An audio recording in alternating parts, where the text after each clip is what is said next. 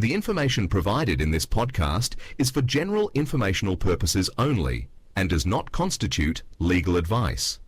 Listening to this podcast does not create an attorney-client relationship with Foyle Legal. For advice tailored to your situation, please consult a qualified legal professional. Welcome to Personal Injury Claims Explained by Foyle Legal, your trusted source for understanding personal injury claims in Western Australia. Each week, we simplify complex legal issues, from motor vehicle accidents to workplace injuries, so you can confidently navigate your rights and claim the compensation you deserve. Buckle up, everyone, because we're about to embark on a deep dive into a topic you might not expect. The language of car accidents. That's right. We're going to be unpacking some fascinating material you sent in from Foyle Legal, a firm in Western Australia. And let me tell you, it turns out there's a whole lot more to words like crash and accident than meets the eye. It's a bit of a legal maze out there. Understanding the nuances of the terminology used in Western Australia, well, it can be surprisingly important, especially if you're ever involved in an insurance claim or, heaven forbid, a legal battle. Exactly. And that's where this deep dive comes in. So picture this. You're cruising down a highway in WA and suddenly, bam, you're involved in what most people would simply call, a car accident. But here's where things get interesting. The words you use to describe the incident, they could actually make a big difference. That's right. You see, the terms crash and accident, they're often used interchangeably in everyday conversation. But in the legal world, particularly in Western Australia, they carry distinct meanings. Okay, I'm already intrigued. Break it down for us. What's the difference? And why does it matter so much, especially in WA? Well, according to Foyle Legal, the term crash implies a degree of preventability, often linked to negligence on the part of one of the drivers. Okay. Think, for example, someone who's speeding, tailgating, or perhaps even texting while driving, all scenarios that could potentially have been avoided. Right. So it suggests that someone is at fault, that the incident wasn't just some unavoidable mishap. Precisely. On the other hand, the word accident suggests something truly unavoidable, something that happened despite all parties involved acting responsibly. It could be a sudden mechanical failure, like a tire blowout, or maybe something completely out of anyone's control, like an animal suddenly darting onto the road, which, by the way, is a very real concern in WA. Kangaroos and headlights, that's the WA driving experience for you. So same incident, two different words, but whoa, drastically different implications, especially when it comes to, legal matters in WA. Absolutely. This distinction is crucial because it directly affects how fault is determined, how insurance claims are processed, and even how the legal system might view the entire situation. So let's say there are two identical incidents in WA. Same road, same type of cars, everything. In one scenario, it's a classic case of distracted driving leading to a rear-end collision, while in the other, it's a sudden tire blowout that causes the crash. Same outcome, two damaged cars, but different stories, right? Exactly. The first scenario, with the distracted driver, would likely be classified as a crash. There's an element of negligence, a preventable action that led to the collision. The second scenario, however, with the unforeseen tire blowout, points towards a genuine accident. It's a crucial distinction, especially in a place like Western Australia, where legal outcomes can hinge on these subtle but significant differences in terminology. This is fascinating. So it's not just semantics. It's about understanding that the words we use to describe these events, they have very real consequences, especially in the eyes of the law in WA. That's right.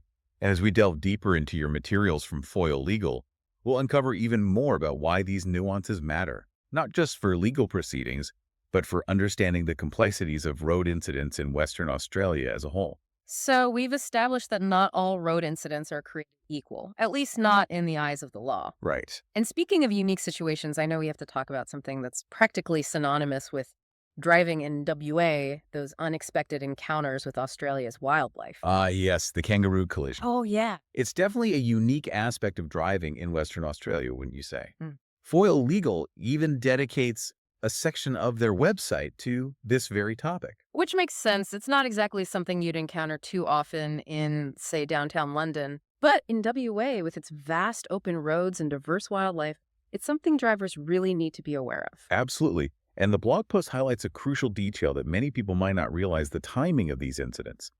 Apparently, dawn and dusk are peak times for kangaroo activity, which means they're more likely to be out and about crossing roads during those hours. So if you're driving in WA around sunrise or sunset, be extra cautious. Those kangaroos are on the move.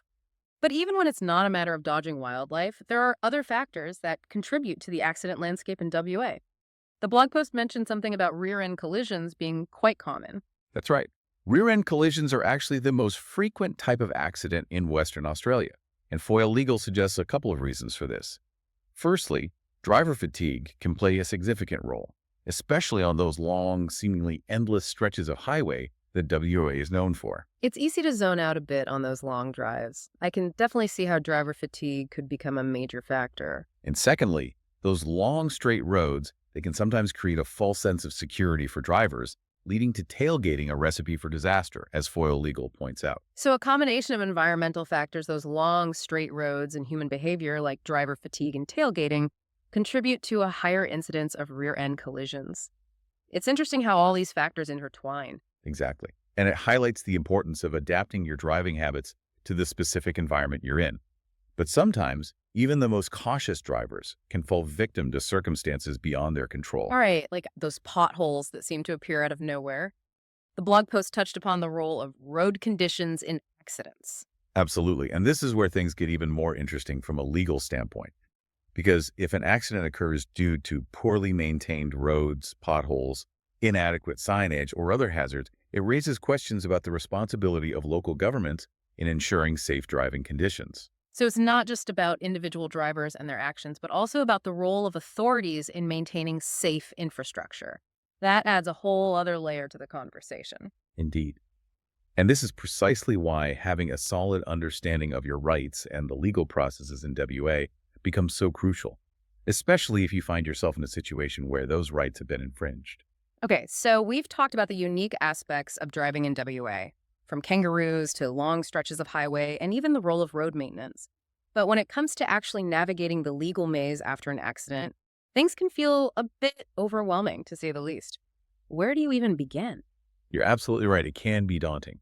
But that's where resources like the Foyle Legal blog become invaluable. They provide clear, concise information about the steps to take if you're involved in an accident in WA. So consider it your WAC accident survival guide. Precisely. They break down the process into manageable steps, starting with the most immediate actions you should take. For example, one crucial point they emphasize is the importance of reporting the incident to the police, especially if there are any injuries or significant property damage. That seems like a no-brainer, but in the heat of the moment, it's easy to overlook even the most obvious steps. Exactly. And documentation is key in these situations. Foyle Legal also stresses the importance of seeking immediate medical attention for any injuries, no matter how minor they might seem at the time. Those medical records become vital evidence later on, especially if you end up pursuing a personal injury claim. So report to the police, seek medical help, document everything. Got it. But what about the legal side of things? This is where it starts to feel a bit like uncharted territory for most people. And that's completely understandable. The legal world can feel intimidating, especially when you're already dealing with the aftermath of an accident. Exactly. So where does Foyle Legal come in? They're a law firm, right? Do they handle these types of cases? They do. They specialize in personal injury law in Western Australia. And here's where it gets interesting. For anyone who might be worried about the costs involved in seeking legal help, Foyle Legal operates on a no-win, no-fee basis. Okay, that sounds promising, but I have to admit I'm not entirely sure what that means in practice. Could you elaborate on that a bit for our listeners? Of course. Essentially, no-win, no-fee means that you don't have to pay any legal fees up front. Instead, Foyle Legal only receives payment if they successfully win your case and you receive compensation. It's a way of making legal representation more accessible. That makes a lot of sense. It removes that initial financial barrier, which can be a huge relief for people who are already dealing with the stress of an accident and potential medical bills. But I'm curious, why do you think Foyle Legal offers this no-win, no-fee approach, specifically in WA? That's a great question. And it speaks to their commitment to ensuring everyone has access to quality legal representation, regardless of their financial situation. In Western Australia, this approach is particularly significant. Remember those unique factors we discussed earlier, the long distances, the wildlife, the potential for government liability in certain cases? These are all situations that can lead to complex legal battles, and Foyle Legal wants to ensure that everyone has a fair shot at justice. That makes a lot of sense. They're essentially leveling the playing field, so to speak, by making legal help more accessible, especially in a place like WA where those legal battles can be particularly intricate. Exactly. And it reinforces the idea that understanding your rights and seeking expert legal advice should be a priority, not a luxury, especially when navigating the complexities of road incidents in Western Australia. So we've covered a lot of ground here, from the subtle differences between a crash and an accident to the unique challenges of driving in WA and the importance of seeking legal help when needed. But before we wrap up, I want to circle back to something we touched upon earlier, the idea of responsibility. Ah, yes, a fascinating and complex topic indeed.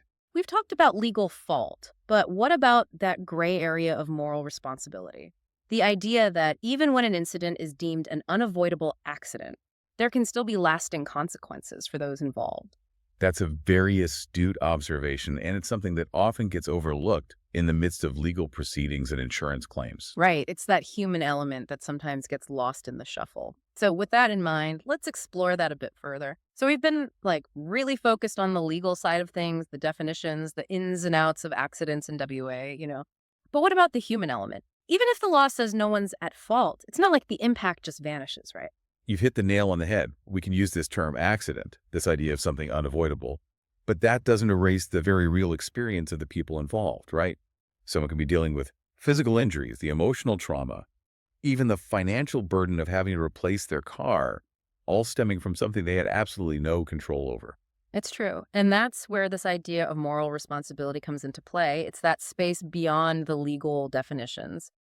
So how do we even begin to grapple with those lasting effects, even when no one's to blame legally?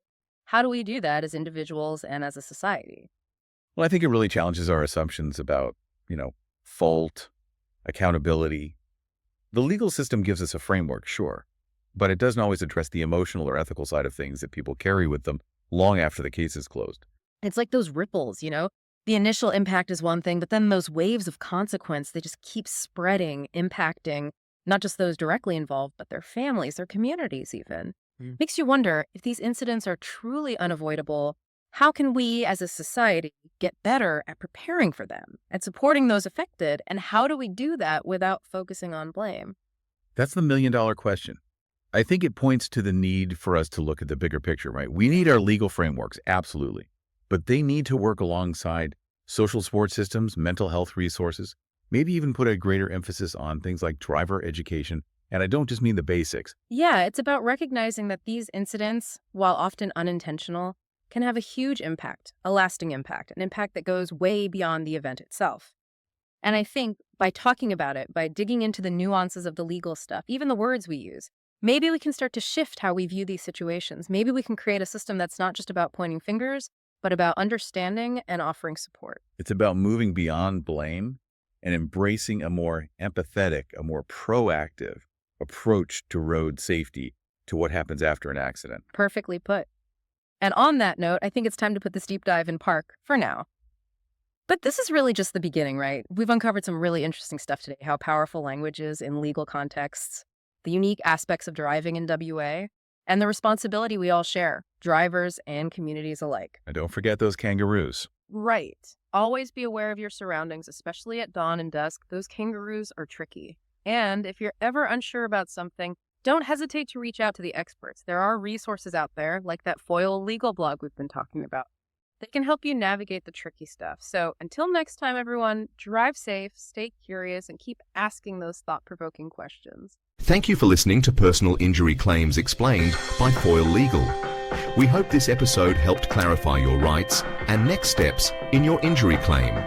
Don't forget to subscribe, leave a review, and visit foylelegal.com for more useful information. See you next time.